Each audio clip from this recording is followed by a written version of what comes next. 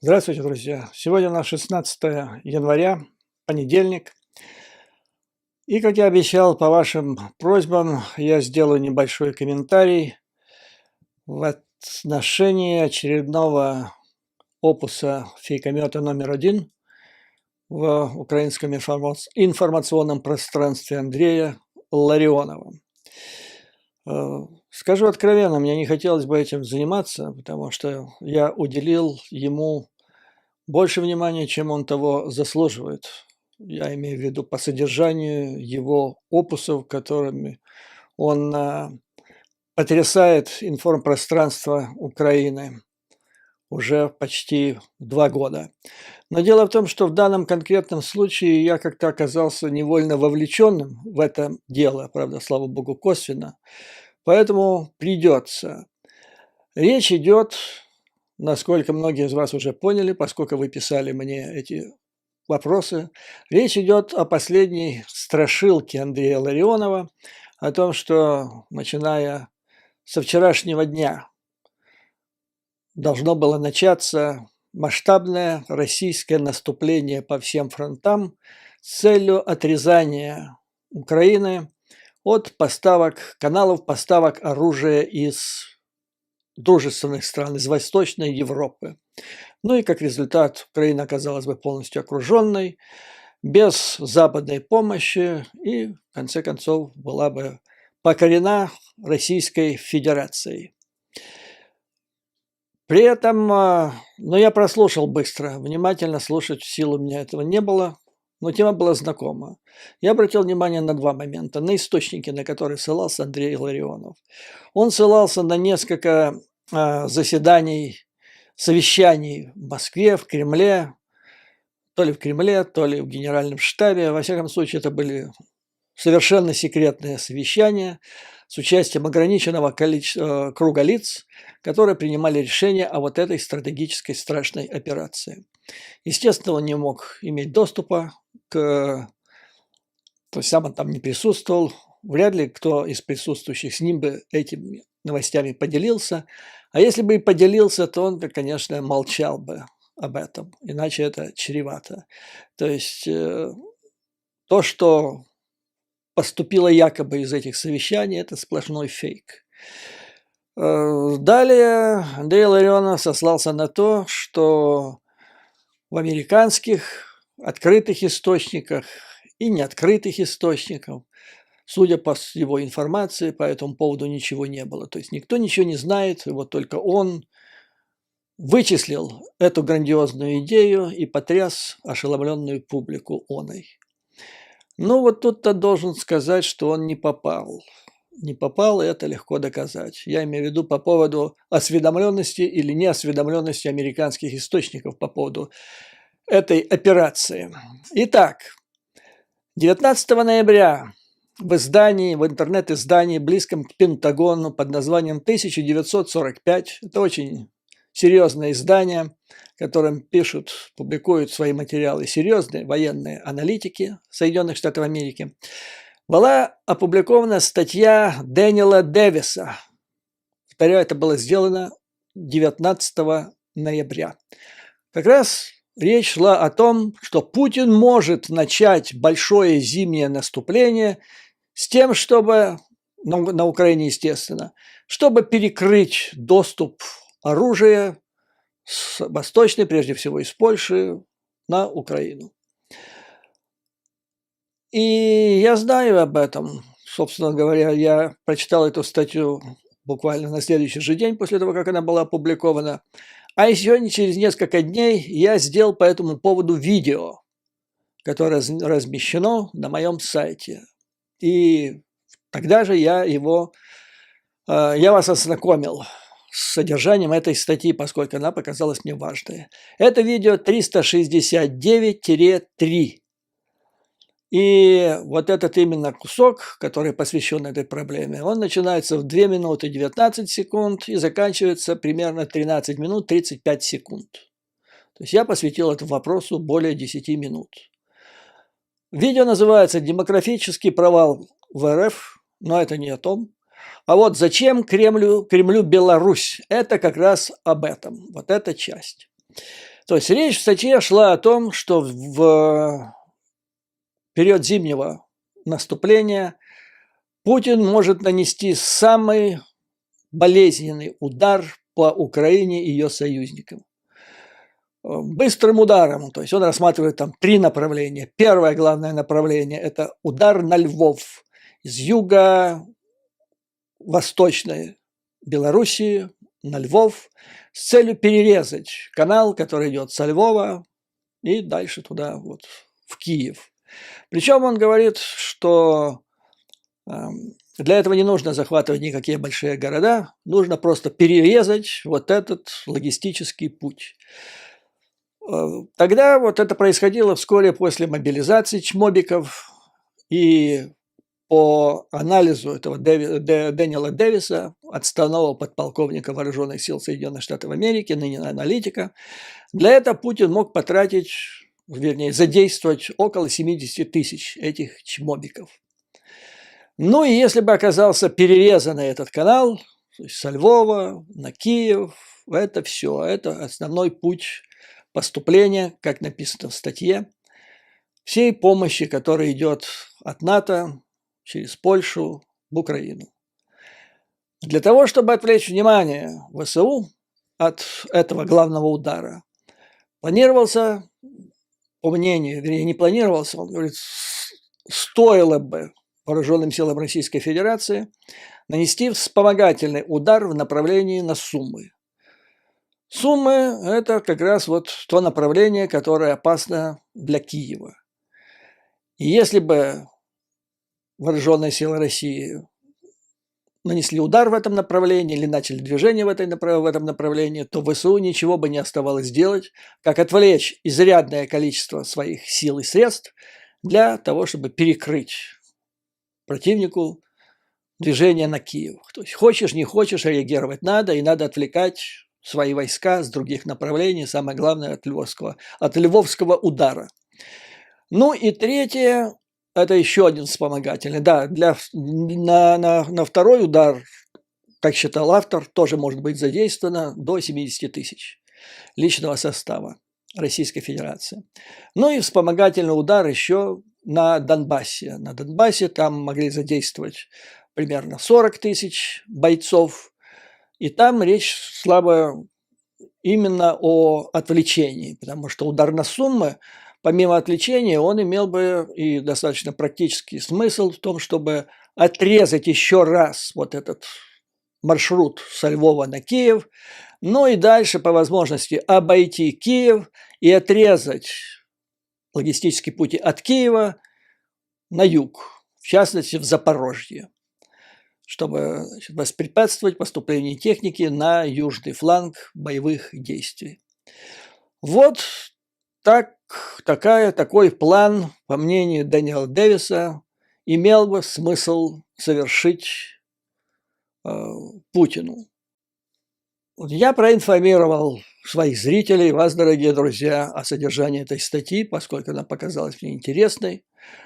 Ну и примерно в эти же дни, вот когда я излагал содержание этой статьи, ВСУ выступили с заявлением о том, что они не видят никаких угрожающих движений в Белоруссии, которые могли бы свидетельствовать о том, что там что-то готовится серьезное, типа переход белорусско-украинской границы, совершение каких-то там ударов. Собственно говоря, вот и все.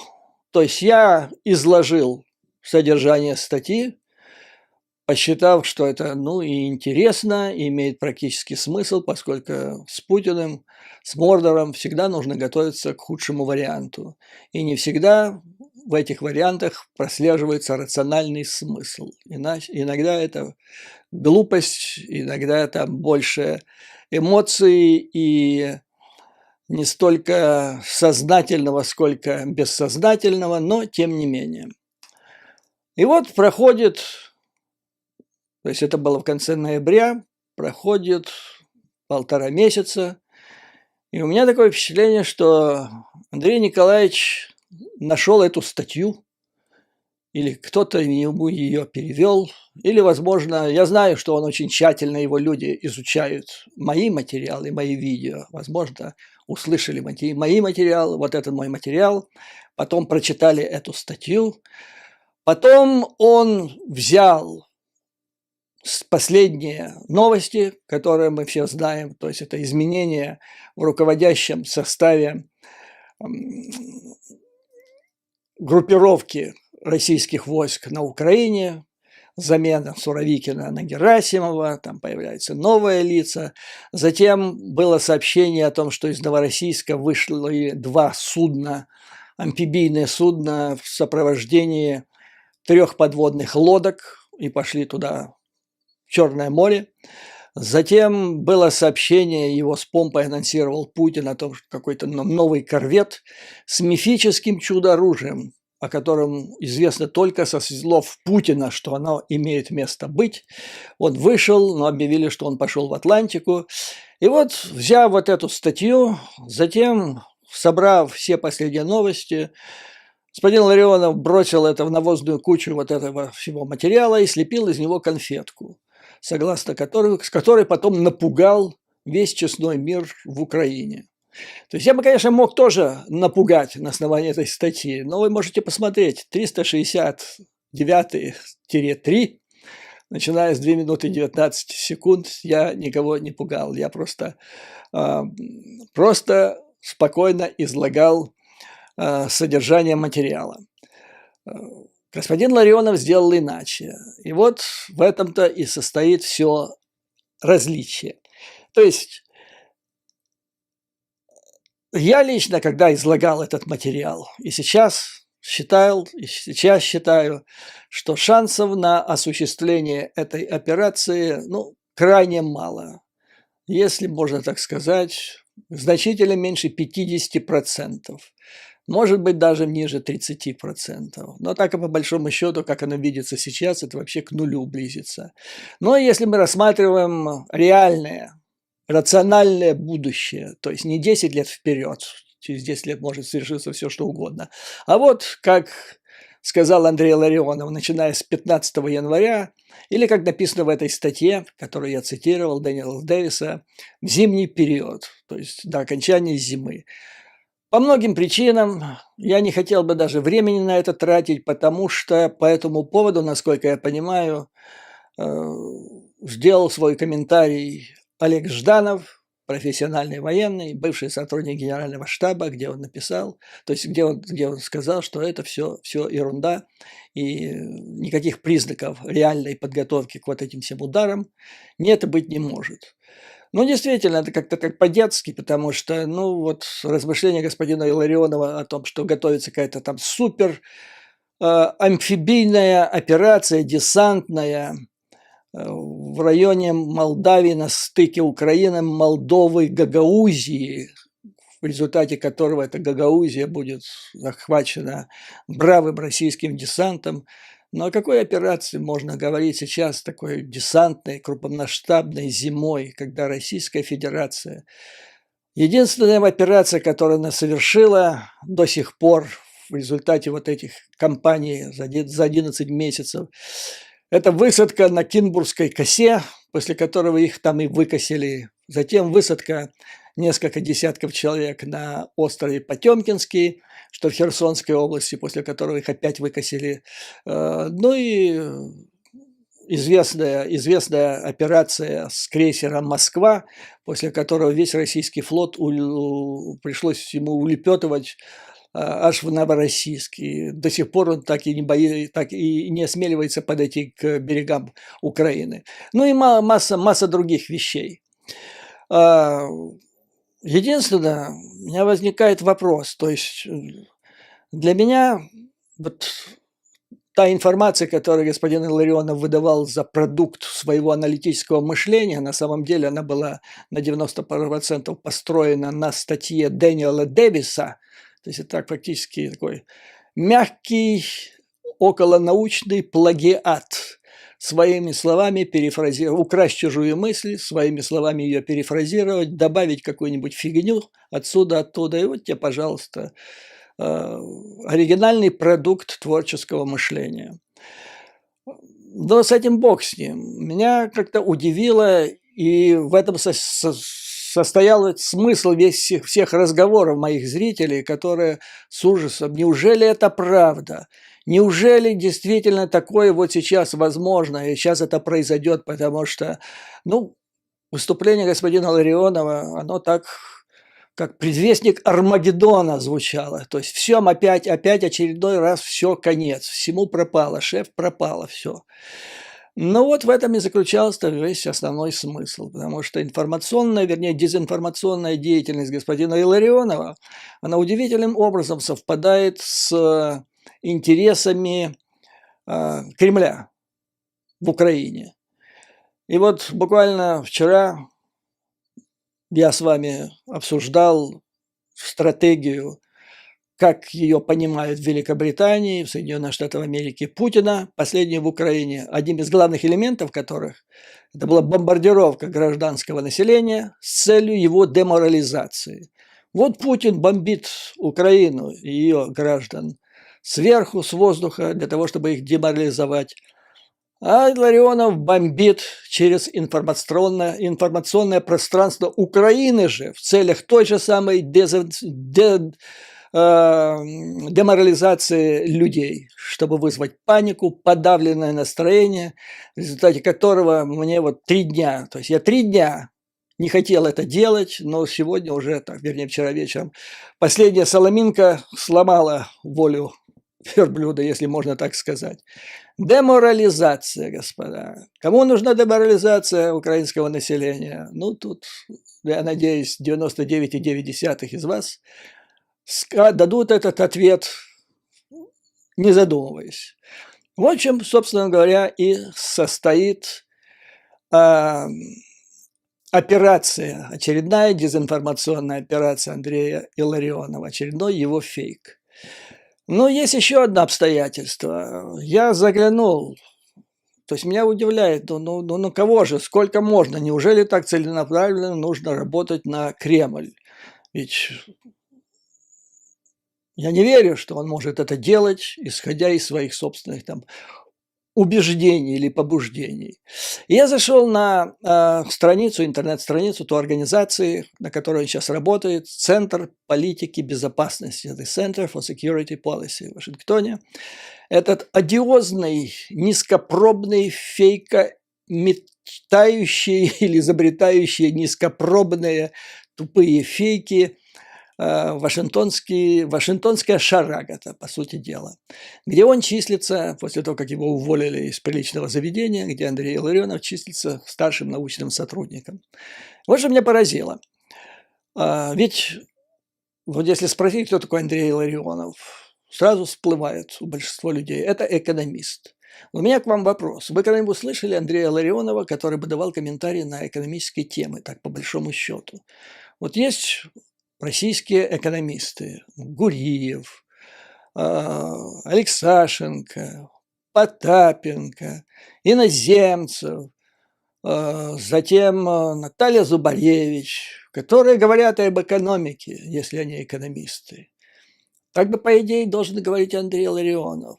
Но вот найти его экономические, узнать его экономические воззрения, это очень сложно.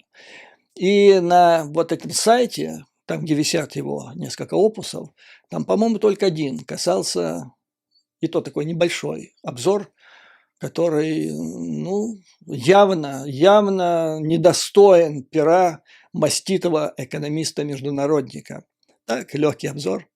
А в основном это все вот конспирология. Путин, Байден сдал Украину, нет ленд-лиза там, вот и так далее. Последний его опус, написанный именно для этого центра, датирован началом ноября месяца.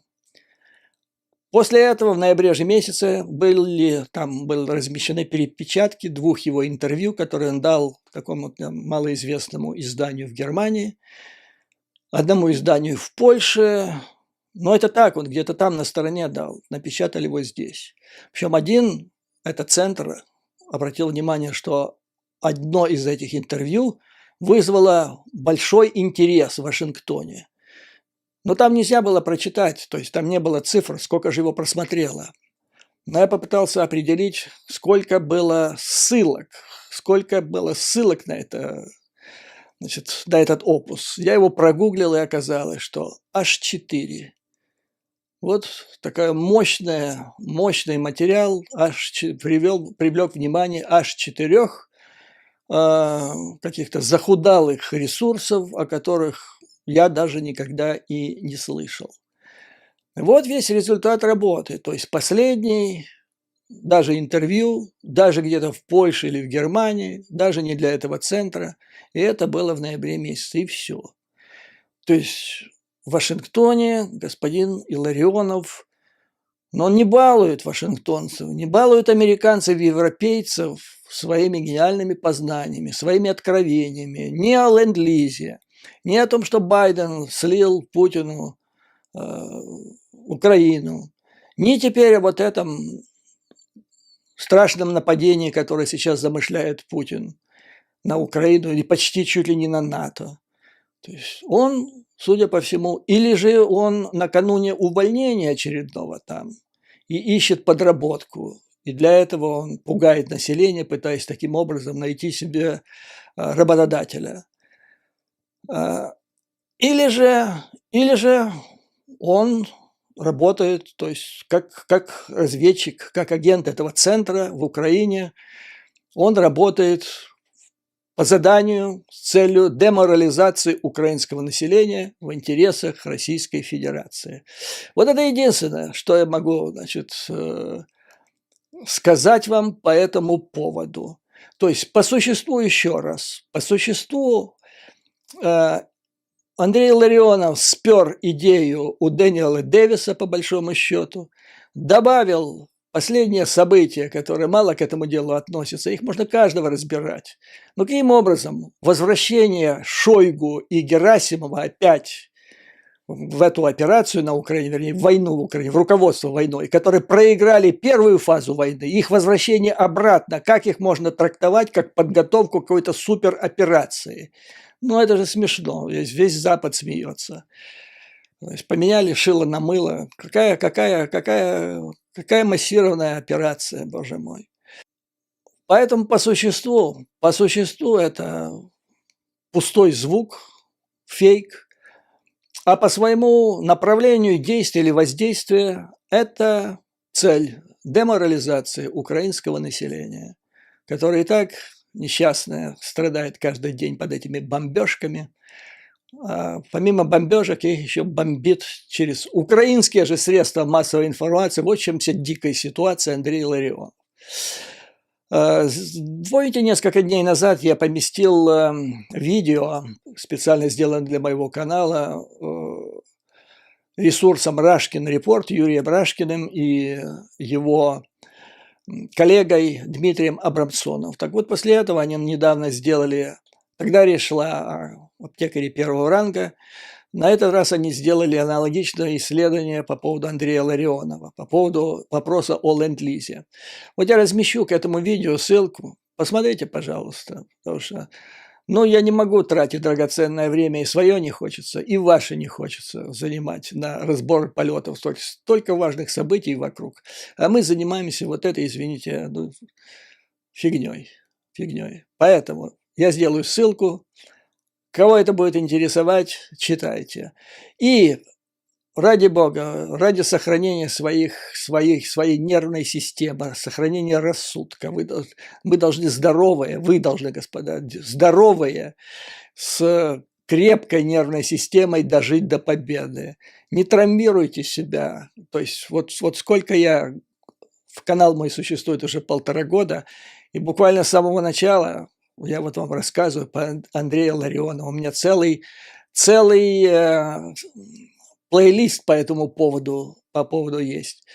Сколько ж можно уделять этому внимания. Поэтому давайте перейдем сейчас к более важному вопросу.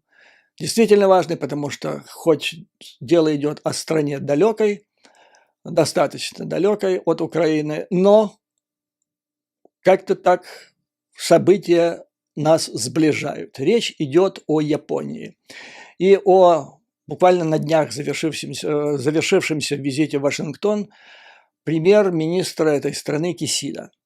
То есть произошло историческое событие. Сформировался военно-политический альянс Япония-Соединенные Штаты Америки.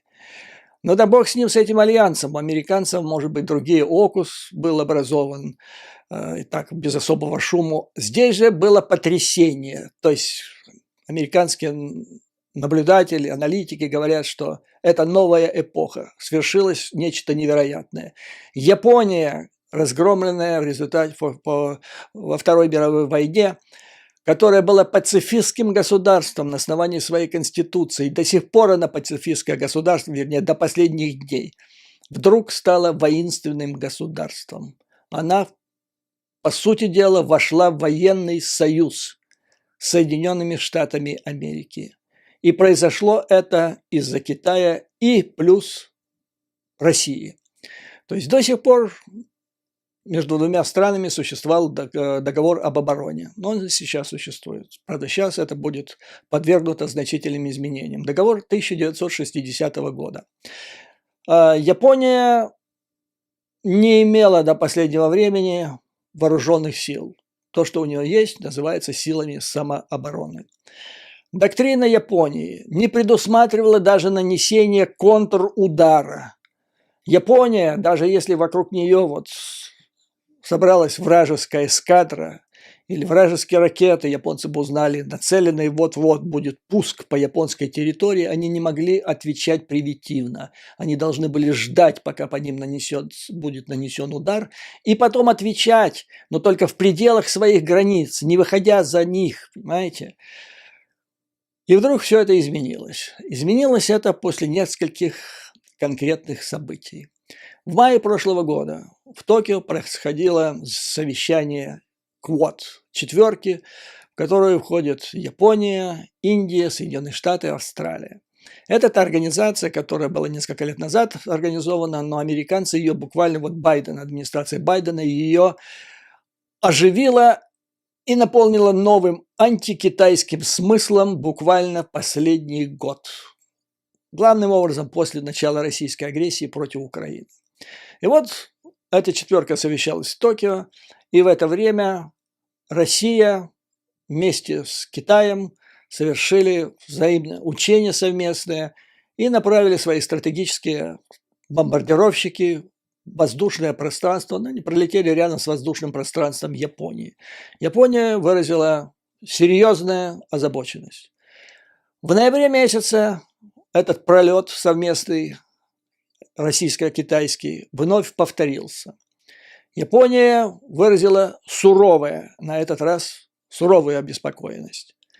Ну и, наконец, когда Пелози посетила Тайвань с известным всем визитом, китайцы начали свои маневры, начали стрелять ракетами и другими боезарядами, и несколько из этих ракет пролетело неподалеку от Японии.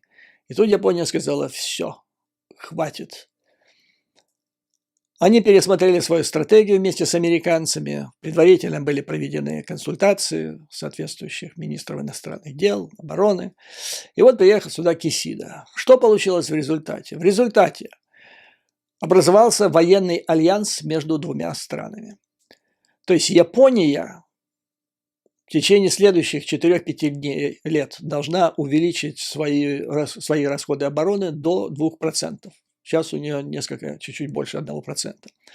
Если она увеличит это, а она это сделает, то по размеру военного бюджета Япония займет 3-е место против Соединенных Штатов, после Соединенных Штатов и Китая. То есть она опередит Российскую Федерацию. У нее сейчас примерно 45 миллиардов долларов, в то время, когда у России где-то 55. Не намного отстает. Хотя по качеству, может, у нее даже лучше, если не брать в расчет ядерные силы. Затем образован штаб, то есть военное командование. Его не было до сих пор. Одновременно Соединенные Штаты образовывают новый штаб, новое командование в Индо-Тихоокеанском регионе. И эти оба командования начинают тесное взаимодействие. То есть на случай войны уже будет готовая структура для совместных операций. То есть это серьезно с точки зрения военных, это серьезное развитие. Совместная структура, которая координирует военные операции. Кстати, об этом. Что касается Украины. Значит, как вы видите, Япония не является членом НАТО. Вся ее оборона держится на договоре между двумя странами. И там есть 5-я статья, которая практически полностью заимствована или перекликается со статьей 5 Устава НАТО. И если до сих пор, когда вот произошли вот эти все события, о которых я вам сейчас сказал, Япония начала размышлять, каким же образом себя защитить, а по поводу Китая, помимо России, у нее есть еще 3-й противник, там это Северная Корея, которая регулярно выпускает свои ракеты, которые влетают время от времени в воздушное пространство Японии, пролетают на ней. То есть японцы долго думали, как же им обеспечить свою безопасность. И они приняли стратегия контрудара. И Соединенные Штаты пошли на это. Это то, что нужно сейчас Украине для безопасности. То есть в чем смысл? Как я вам сказал, до сих пор их стратегия была такая. По ним наносят удар, они потом отвечают. Но, как правило, в пределах своей территории. Стратегия контрудара предусматривает размещение на территории Японии томагавков, крылатых ракет томагавк, которые могут быть задействованы для контрудара по территории противника, откуда будет наноситься или может наноситься удар по Японии. Это как раз то, о чем идет дебаты в отношении возможности права Украины наносить удары по точкам, военным объектам на территории Российской Федерации, откуда наносятся стратегические удары, тактические удары по Украине. То есть Соединенные Штаты пошли на это и поставляют под томагавки. Вот такие томагавки, так по большому счету. Может быть, не томагавки, может что-то другое. Но Украина должна получить инструмент такой же, как получает Япония, и взять на вооружение стратегию контрудара. Это единственное, что может обеспечить ее безопасность и победу в войне против Мордора. Второе – это вот нечто подобное 5-й статье. То есть смысл состоит в том, что не обязательно быть членом НАТО для того, чтобы пользоваться защитой США в случае нападения. Достаточно иметь двусторонний договор для Соединенными Штатами Америки. США предоставят Японии от 400 до 500 ракет «Томагавк», господа. Вот это серьезное. Это серьезное мероприятие.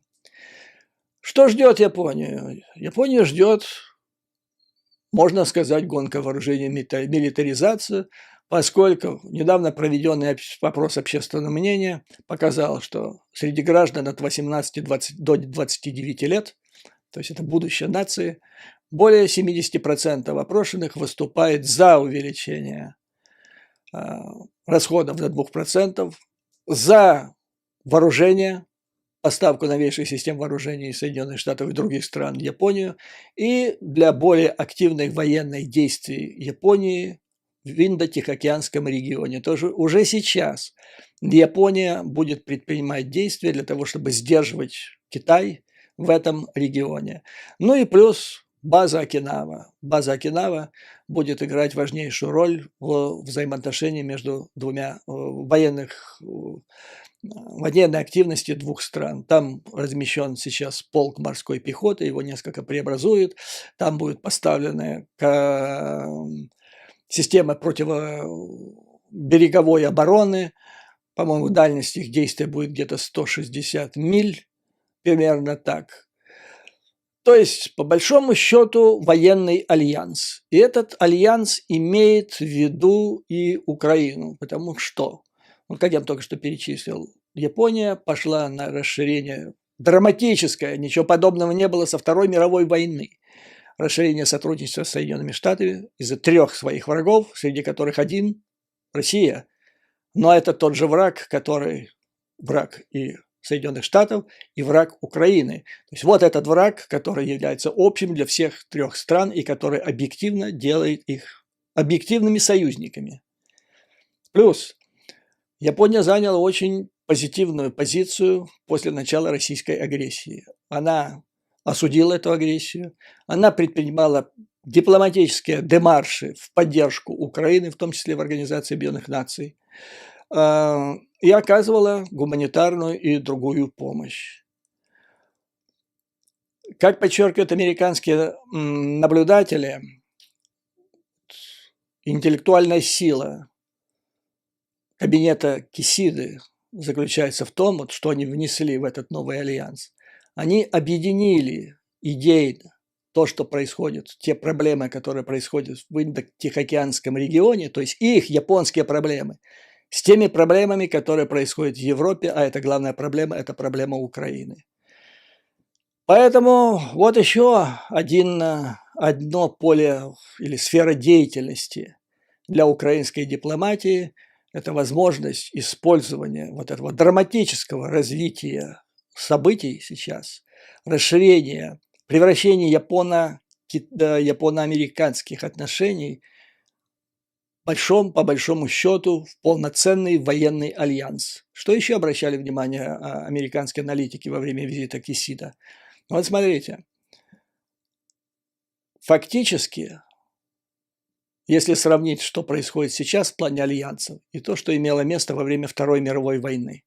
Сейчас, то есть во время Второй мировой войны, на всякий случай напомню, что мы были с вами на одной волне, были страны оси, Германия, Италия, Япония, которые воевали против Советский Союз и Западный мир.